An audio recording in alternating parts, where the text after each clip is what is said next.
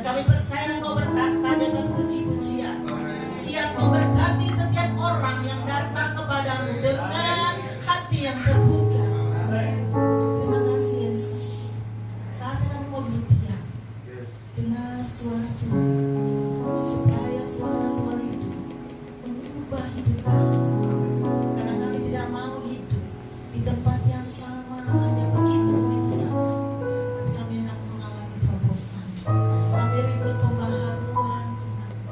Dan hanya firman Tuhan yang dapat melakukan. Roh Kudus, ambil alih semuanya. Ambil alih semuanya.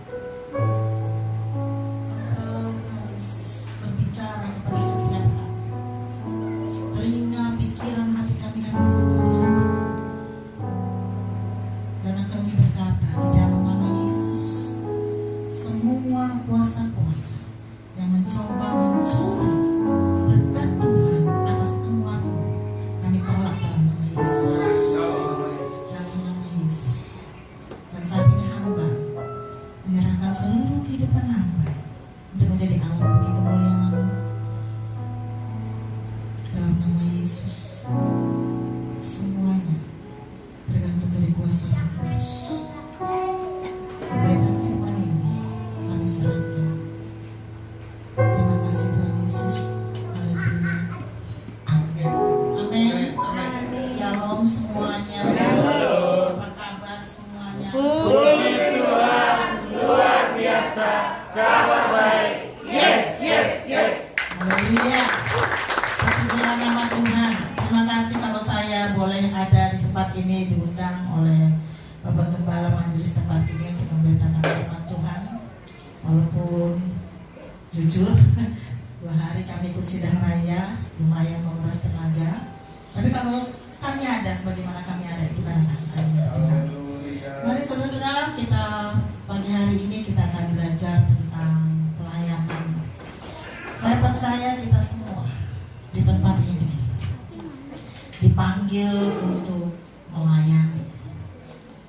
Tuhan menciptakan kita, menyelamatkan kita, dipanggil, dipilih. Cuma satu yang Tuhan mau, supaya kita menjadi orang-orang yang melayani Tuhan. Amin. Jangan dipikir lalu gambarannya, oh saya semua harus jadi pendeta gitu ya. Saya harus menjadi majelis gitu. Saya harus menjadi orang-orang yang berdiri di depan, mimpin pujian, bermain musik. Enggak saudara, terlalu sempit kalau pikirannya seperti itu. Tapi percayalah bahwa kalau kita dipilih ada maksud Tuhan. Amin. Supaya kita berkarya di dalam kerajaan Allah dengan apa yang kita miliki. Tuhan ingin membuat perubahan dalam dunia ini melalui siapa? Melalui saya dan saudara. Amin. Setidak-tidaknya saudara harus percaya ketika saudara berdoa, ada perubahan yang akan terjadi. Karena doa kita disertai dengan kuasa. Karena doa kita akan lakukan di dalam nama Tuhan Yesus. Nama itulah yang akan mengubah kehidupan dari setiap orang. Tuhan mau bekerja melalui setiap saya dan saudara. Amin. Kerajaannya di dunia ini mau diperluas, mau dilakukannya gitu ya, melalui saya dan saudara. Kalau bukan saya dan saudara, siapa yang akan memberitakan kerajaan Allah di dunia ini? Saya dan saudara. Oleh karena itu kita harus tahu, hidup kita ini bukanlah berapa panjangnya umur kita, tapi berapa dampaknya kita kepada dunia ini. Bukan berapa lama kita hidup, tapi bagaimana kita hidup.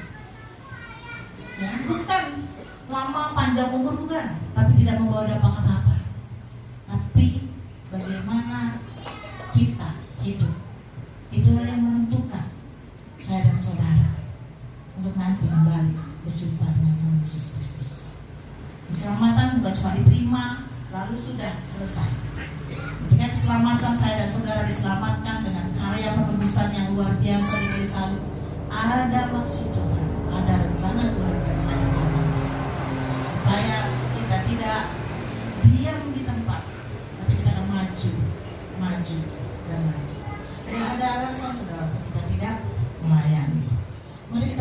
dulu di dalam Matius 20.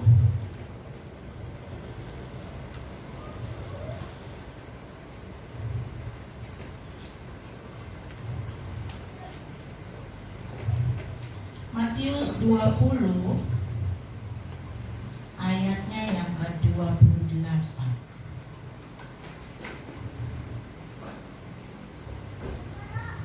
Sama seperti Anak Manusia datang bukan untuk dilayani, melainkan untuk melayani dan untuk memberikan nyawanya menjadi tebusan banyak orang. Satu ayat lagi, Yesaya 43 ayat 21.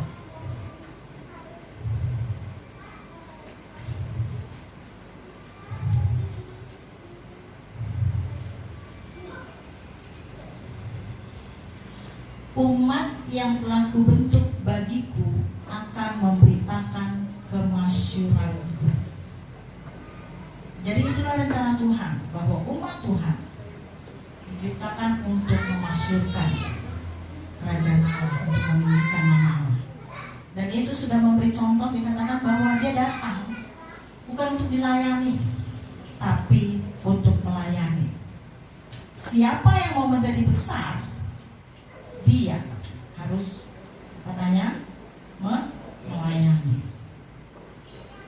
Kalau dunia ini berkata orang yang besar adalah di mana ada banyak orang yang melayani di sekelilingnya.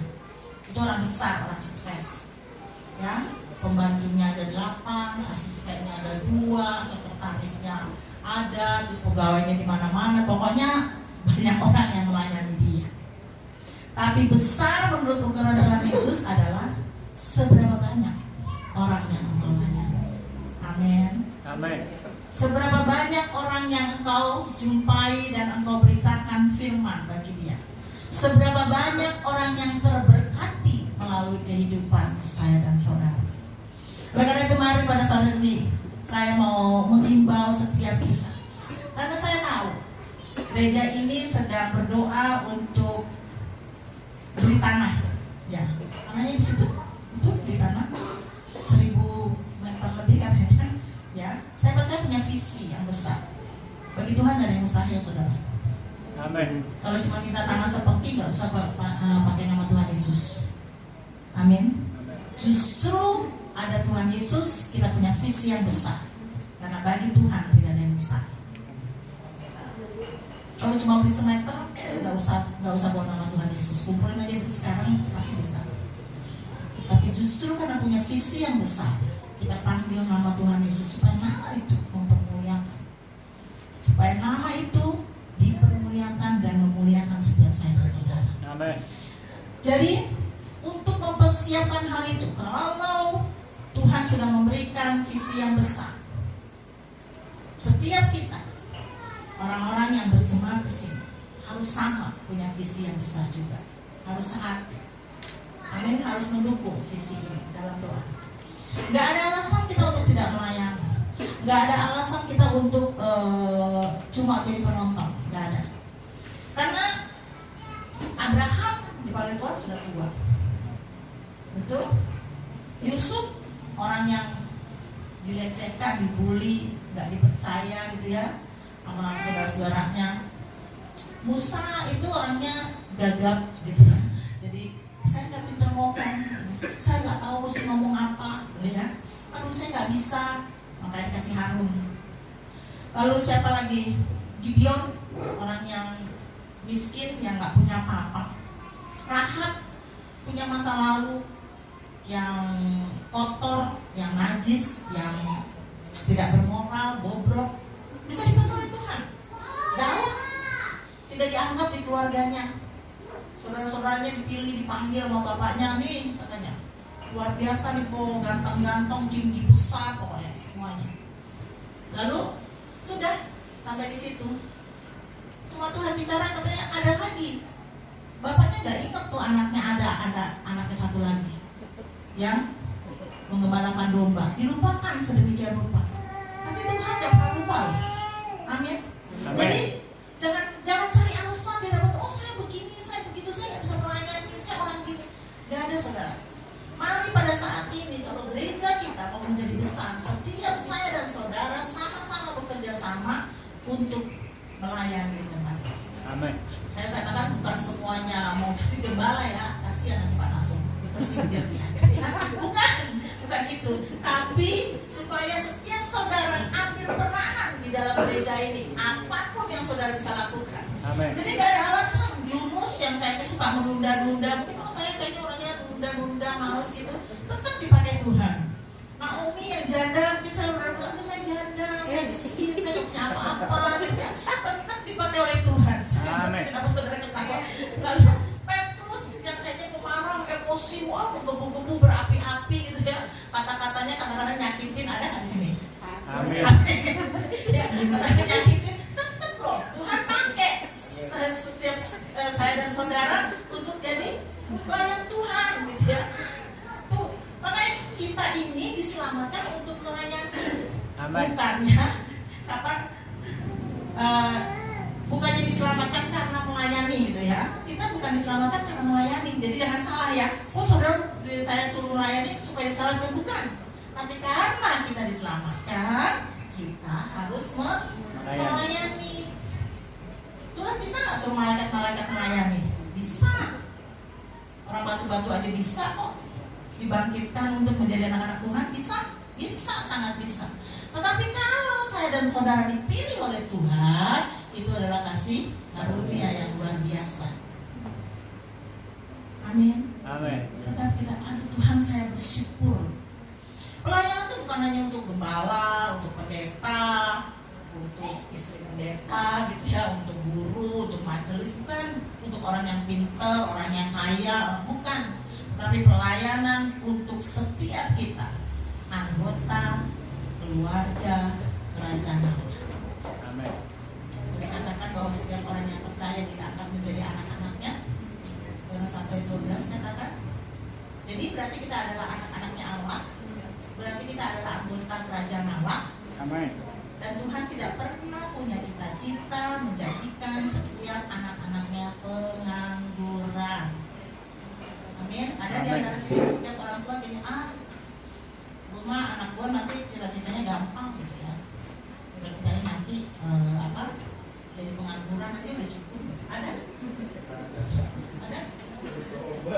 Suruh tobat katanya gitu. Kalau ada orang tua kayak gitu, ya lu mah gak usah ngapa-ngapain.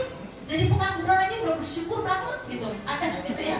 Gak ada. Saudara pasti akan dorong sedemikian rupa supaya anak saudara lebih hebat dari kita, betul? Setiap cita-cita dari orang tua. Apalagi Tuhan. Makanya Tuhan bilang, kamu bisa melakukan perkara-perkara yang lebih besar dari yang aku lakukan. Itu cita-citanya, visinya Tuhan. Tadi sedikit intermezzo tadi anaknya Pak Naso tanya cita-citanya jadi apa? Mau jadi pendeta. Haleluya. Luar biasa ya. Terus penerus, amin. Terus kenapa kamu jadi pendeta? Mau jadi pendeta? Saya belum tahu. Loh, kamu mau jadi papa kamu? Sekarang kamu lihat kalau papa kamu tuh jadi pendeta kerjaannya apa? Kerjaannya ambil roti. Pagi katanya. Lalu kerja papa apa lagi? Itu bikin Zoom. Itu kerjaan papa saya itu pendeta. Oh, oke lah begitu. Itu katanya. Jadi ya namanya anak-anak melihat apa yang sekarang ya. Tapi kita amini bahwa sesuatu dia punya cita-cita yang besar, setidak-tidaknya bapaknya sudah jadi teladan buat dia. Amin. Kalau dia pengen jadi bapaknya seperti bapaknya, berarti dia sudah jadi teladan, bapak yang teladan bagi anaknya. Ada di sini yang saya mau sampai anak-anaknya, kalau saya besar saya nggak pengen jadi kayak mama gitu. Atau kalau saya besar saya nggak pengen jadi kayak papa gitu. Itu mah anak-anak yang terluka batin ya. Jadi bersyukur saudara apapun gitu ya kalau itu. Mari saudara-saudara yang kekasih, oleh sebab itu Tuhan memperlengkapi setiap saya dan saudara untuk bisa melayani. Yang pertama tentu saja hati.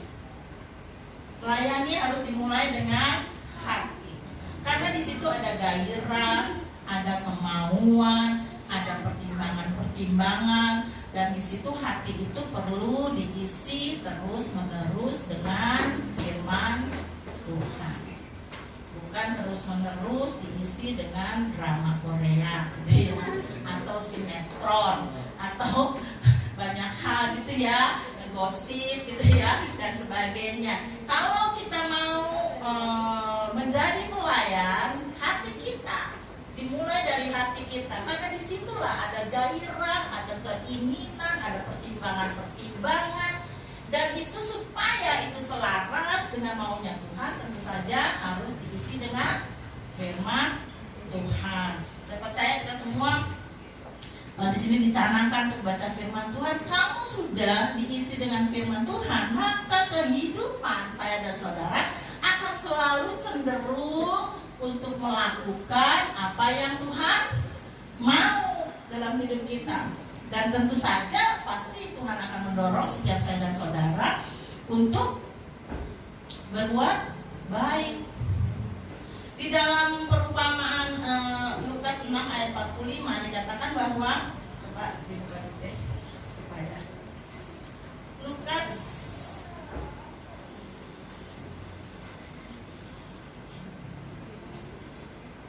6 ayat 45 dikatakan bahwa hati kita itu seperti perbendaharaan.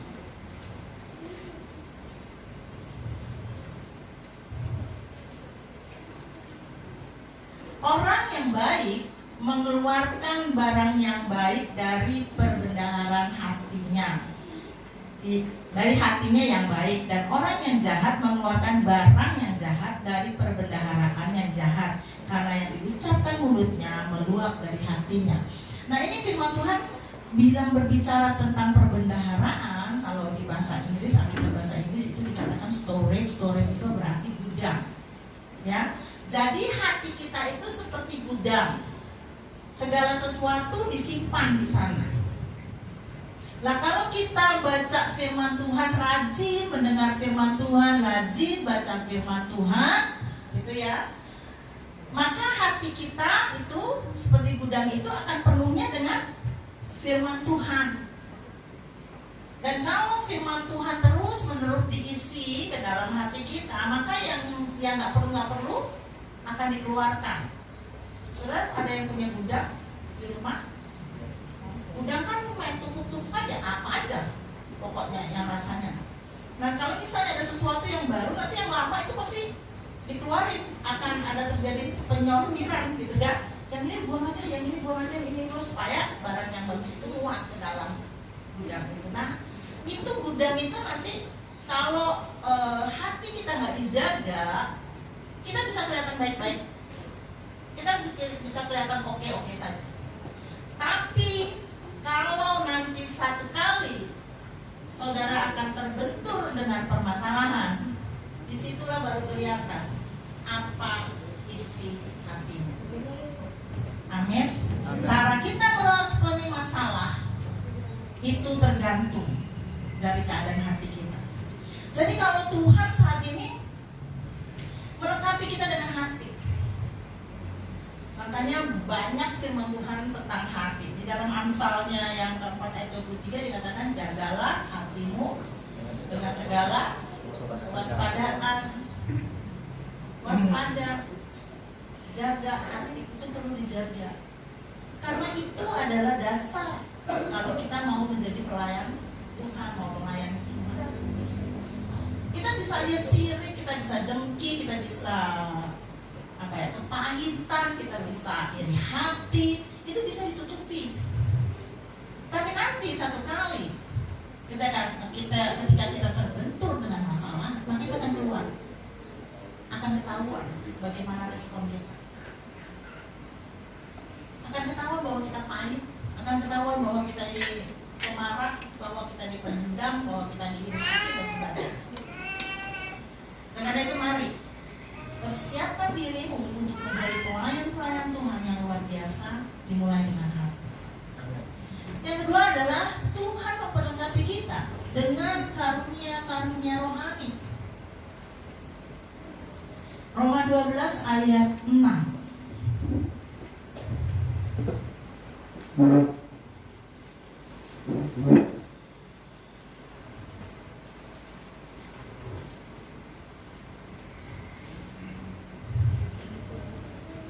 Roma 12 ayat 6.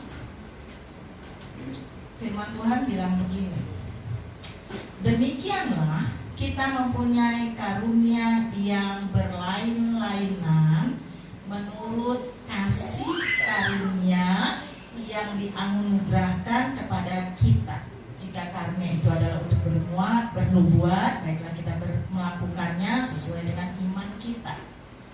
Jika karunia untuk melayani, baiklah kita melayani. Jika karunia untuk mengajar, baiklah kita mengajar. Jika karunia untuk menasehati, baiklah kita menasehati. Siapa yang membagi-bagikan sesuatu, hendaklah ia melakukannya dengan hati yang ikhlas. Siapa yang memberi pimpinan, hendaklah ia melakukannya dengan rajin. Siapa yang menunjukkan kemurahan, hendaklah ia melakukannya dengan sukacita. Jadi ada banyak karunia.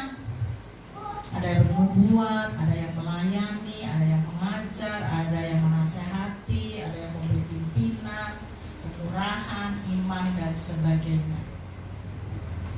Saudara yang kekasih dalam Tuhan Yesus Kristus, saya percaya kita semua mempunyai karunia. Tapi kalau saudara tidak terjun di dalam melayani, punya kerinduan untuk melayani, karunia-karunia itu tidak akan muncul. Karunia-karunia itu sama menjadi talenta yang dikubur, dipendam itu. Saudara akan tahu karunia saudara jika saudara ikut bergerak di dalam melayani. Makanya kaum pria, ada komisi kaum pria misalnya ibadah, ya kaum prianya datang. Jangan ibadah kaum pria ibu-ibunya yang datang, nggak salah ya. Atau ketika kaum wanita justru bapak-bapaknya yang datang, ya udah salah tempat gitu ya. Jadi ada ibadah tengah minggu, ada komsel, ada apapun, ada pemahaman Alkitab gitu ya, datang. Karena dengan kita datang, kita mengikuti semua aktivitas gereja, maka karunia-karunia itu akan timbul. Misalnya kita di dalam komsel ikut, saya nggak bisa berdoa. Ada di sini yang nggak bisa berdoa? Mau semua, semuanya kayak saudara diem semua nunduk semua, bisa ya. Jadi ketika kita ngomong jangan saya dah, di sana. Pokoknya kalau misalnya dia disuruh berdoa, nanti minggu depan kamu yang berdoa ya, pimpin doa pembukaan. Udah datang. Seminggu itu udah bisa mules, udah bingung dia. Belum balik dia ngacak, gimana ini gitu ya. Tapi kalau saudara tetap ikuti, tetap datang, tetap berusaha, berdoa terbata-bata kek, mau bagaimana caranya kek, mungkin kata-katanya gak teratur, tapi kan saudara mulai, pasti nanti karunia itu akan bertambah. Nantinya semua kan lancar. Anak kalau belajar berjalan harus dimulai melangkah. Kalau nggak melangkah, ya nggak akan bisa jalan. Mau belajar naik sepeda, gitu ya harus belajar, dimulai. Mau jatuh bangun itu biasa. Ada anak kecil, cucu saya baru setahun ya, belajar baru bisa jalan, dia sudah bisa jalan.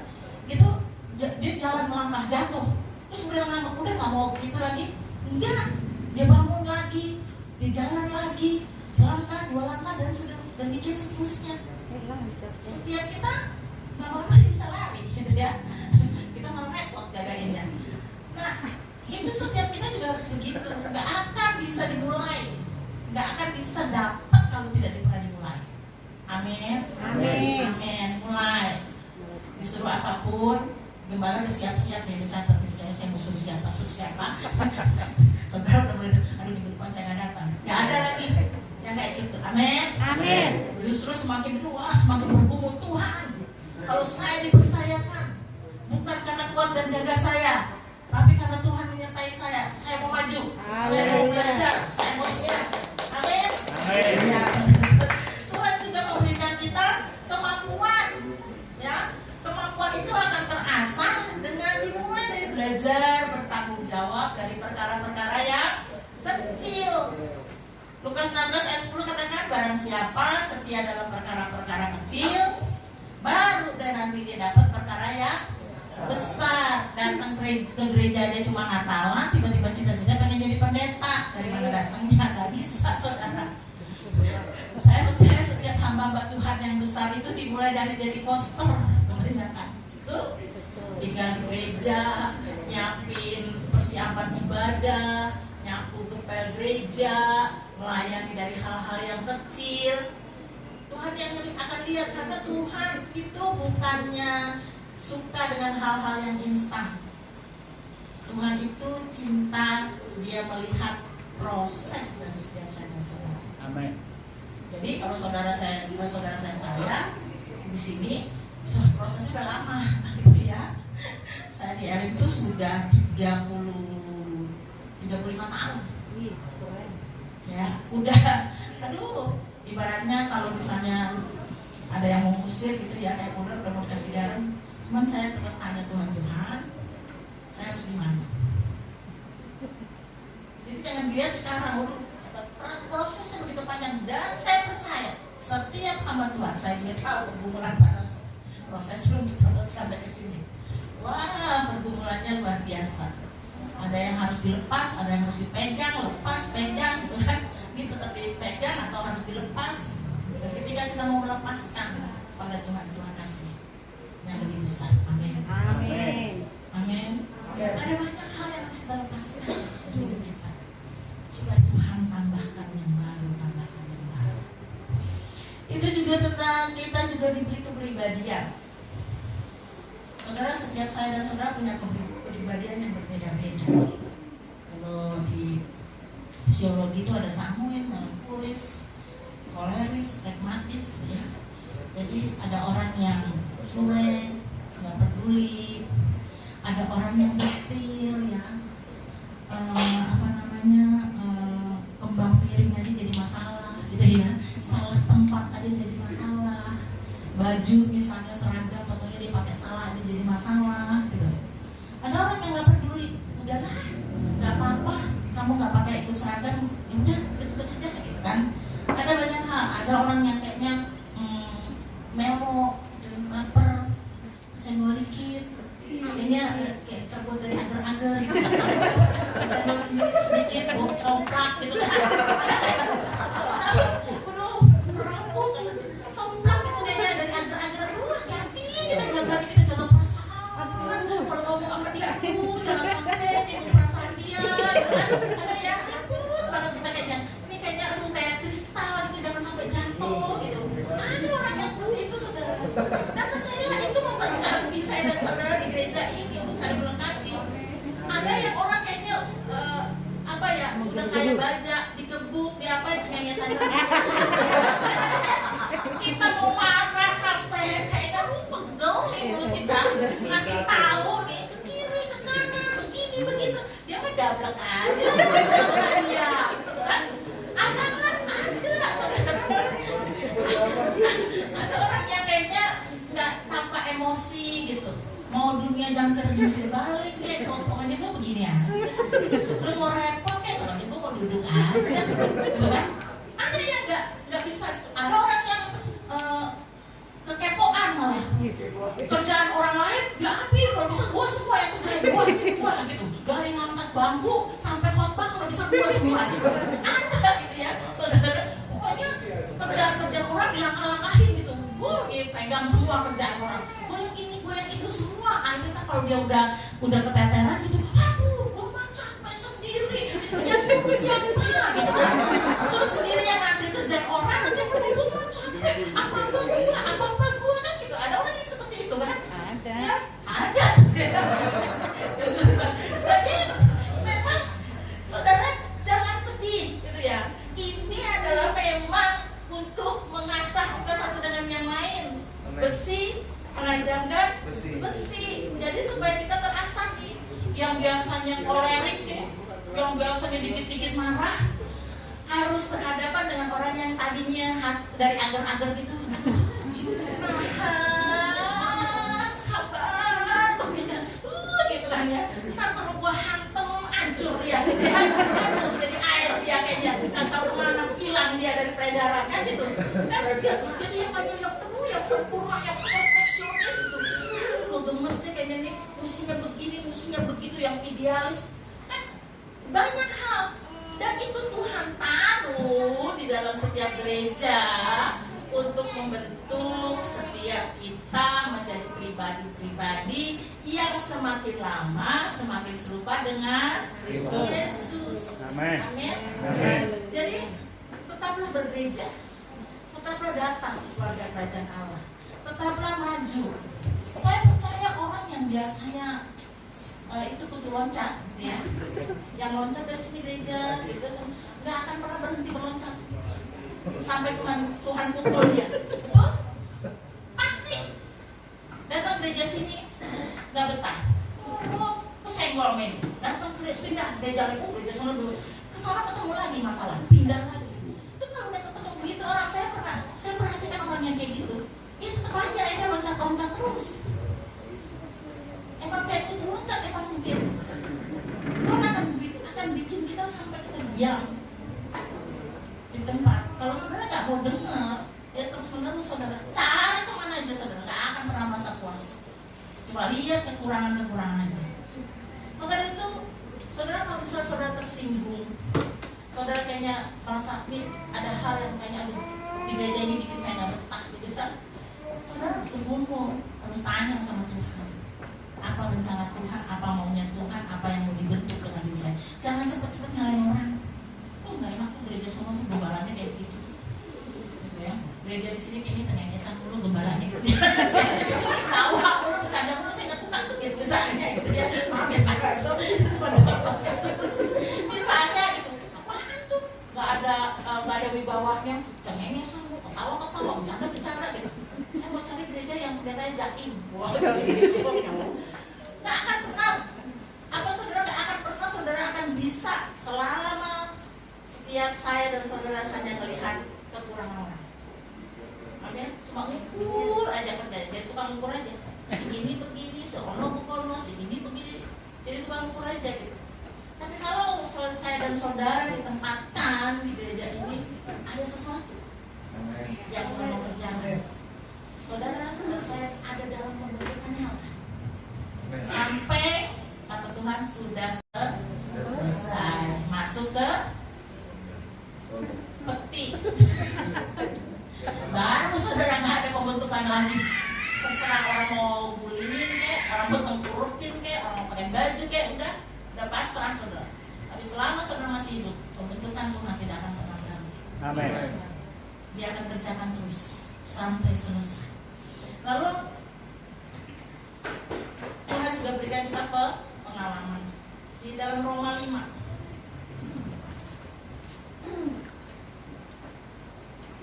Saya dikasih waktu sampai kapan? Roma 5 ayat 3-5. Dan bukan hanya itu saja, kita malah bermegah juga dalam kesengsaraan kita, karena kita tahu bahwa kesengsaraan itu menimbulkan ketekunan, dan ketekunan menimbulkan tahan uji, dan tahan uji menimbulkan pengharapan. Dan pengharapan tidak mengecewakan, karena kasih Allah telah dicurahkan di dalam hati kita oleh Roh Kudus yang telah dikaruniakan kepada kita. Tuhan memberikan kita pengalaman.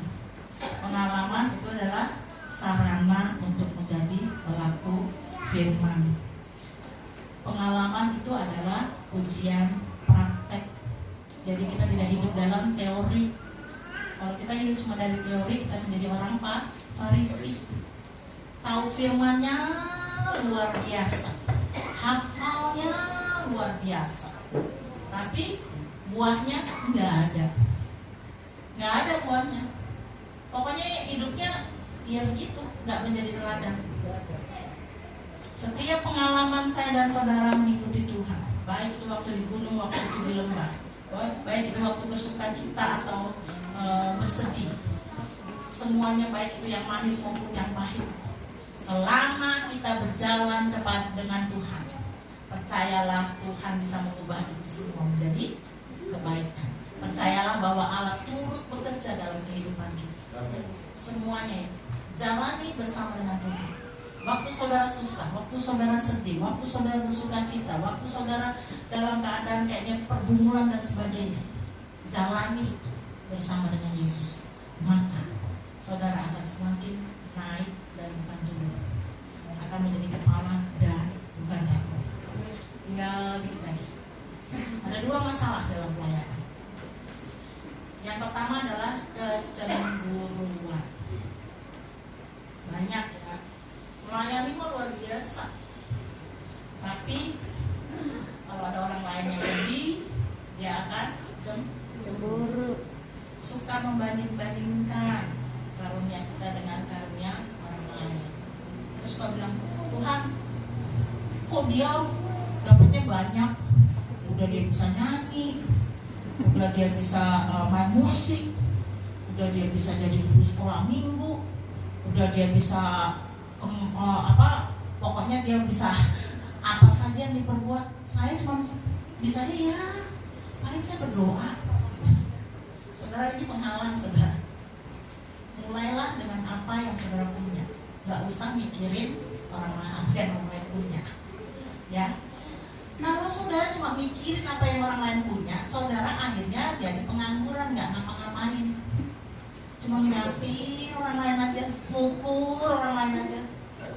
Kapan saudara mau maju? Jadi jangan suka pernah membanding-bandingkan. Kok Tuhan kasih dia begini, kok Tuhan kasih begitu, dan sebagainya. Tapi mulailah. Manusia memang cenderung dengan ketidakpuasan apa yang dipunya. Tapi itu harus kita matikan. Kita belajar dengan apa yang kita miliki, kita bisa lakukan. Jadi yang namanya benci, iri hati gitu ya, hilang. Karena kita fokus dengan apa yang kita miliki. Kalau kita cuma kerja nyorot orang lain aja kayak CCTV gitu ya, ibu orang lain lihat kayak gitu, sudah nggak akan pernah maju. Mari kita tidak lagi menjadi orang-orang yang cemburu, karena itu merusak. Banyak kan pelayanan tidak menjadi solid, tidak menjadi satu, itu karena di situ ada orang-orang yang suka cemburu. Lalu ada yang kedua adalah mengharapkan orang lain jadi sama seperti kita. Gue udah rajin nih, lu lihat dong, ini semua gue yang kerjain, lu begitu dong jadi orang, semangat dong, lu harusnya bisa firman Tuhan, harusnya lu bisa berdoa, semua, lihat nih gue nih, udah begini begitu. Jadi mengharapkan orang lain tuh sama seperti kita, padahal pertumbuhan dari setiap kita berbeda-beda. Amin. Amin. Amin. Ada yang masih bayi, ada yang masih remaja secara rohani ya. Jadi jangan dipukul rata. Perlu hikmat, gitu ya, untuk melihat gitu bagaimana kita mau motivasi orang lain boleh saja, gitu. Tapi jangan ngarepin orang lain jadi seperti kita, karena karunia berbeda-beda. Gitu. Semuanya punya bagiannya sendiri-sendiri. Oleh karena itu, mari kita melayani Tuhan dengan segenap hati dan bergairah. Karena Filipi 1 ayat 6 katakan kalau Tuhan yang mulai, Tuhan juga yang akan mengakhiri. Itu kalau kita jalannya sama Tuhan. Kalau di tengah jalan kita tinggalkan Tuhan, jangan salahkan Tuhan. Berakhirnya dengan siapa? Tidak tahu. Jadi kalau Tuhan yang mulai, saudara percaya bahwa Tuhan memanggil setiap saya dan saudara dengan kasih karunia-Nya, dengan keselamatannya, dengan karya penebusannya. Dan saudara Tuhan punya cita-cita bagi setiap saya dan saudara untuk menjadi orang-orang yang dapat mengubah dunia ini, mengubah lingkungan ini. Berjalan terus bersama dengan Tuhan. Amin. Baik suka dan duka, baik di atas atau di lembah, semuanya harus berjalan bersama dengan Tuhan. Baru kalau Tuhan yang